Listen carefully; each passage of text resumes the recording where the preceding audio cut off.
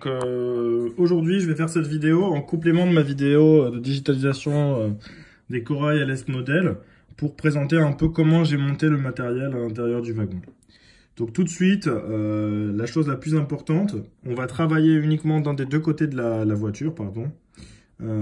Et donc on va pas choisir le côté où on aura deux blocs en plastique, on choisira de faire le montage du côté où on a la petite rambarde. Donc, pourquoi? Eh bien tout simplement parce qu'on va avoir plus de place au niveau de la petite rambarde et notamment on va pouvoir ici fixer le condensateur sur la toiture, collé contre la toiture, donc du côté de la petite rambarde pour qu'on ait la place et que ça vienne pas toucher ici l'un des deux blocs en plastique qui serait de l'autre côté. Donc une fois qu'on a décidé eh bien de tout monter de ce côté-là, on va faire, donc on va couper dans un premier temps la petite réglette ESU, donc voilà, elle fait cette longueur-là, donc on va raccourcir cette longueur-là, justement pour pouvoir ici ne pas faire d'opération chirurgicale sur cette porte.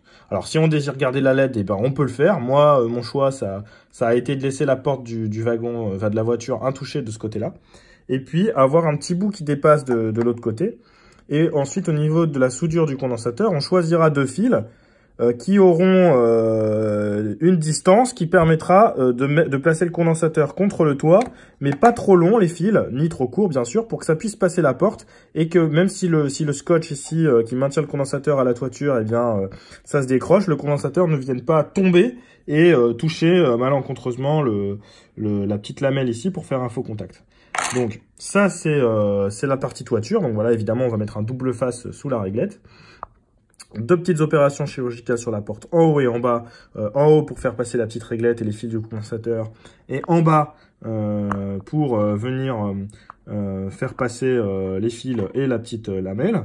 Et puis on fera une opération chirurgicale sur les feux qu'on fera sauter. Moi ce que je fais c'est que je les fais sauter avec le scalpel ici de par l'intérieur pour pouvoir coller les petits feux de fin de convoi qui sont avec la petite plaquette ESU. Donc le plus délicat pour moi, c'est de fixer, si on utilise la prise de contact miniature passion, ça va être de fixer cette petite lamelle autour du pas de vis. Il va falloir forcer des deux côtés, notamment sur le première classe, c'est plus compliqué parce que ça va se situer sous les sièges. Donc il va falloir appuyer des deux côtés et forcer, voilà, jusqu'à temps qu'on arrive à le faire rentrer, parce que la largeur de la petite platine, eh bien, elle est plus petite que tout simplement le pas de vis. Ça va être plus facile sur les wagons seconde classe. Ici, je prends un wagon seconde classe en préparation où on va pas avoir le problème avec les sièges. On va pouvoir forcer sans avoir à soulever la petite partie ici. Voilà, qui peut se soulever. Alors, je vais pas le faire, mais on peut la soulever pour pouvoir introduire la lamelle. Donc, qu'est-ce qu'on fait aussi? On maintient un double face au sol à travers la voiture, et bien pour permettre que le fil ne se balade pas dans le compartiment. Donc ça, c'est la technique que j'ai utilisée, voilà, tout du long. Et puis, tout simplement, après, on pourra refermer la caisse en faisant des petits nœuds avec les fils, en faisant des petits tours autour de la rambarde, et on va refermer délicatement la caisse, et le tout fonctionnera.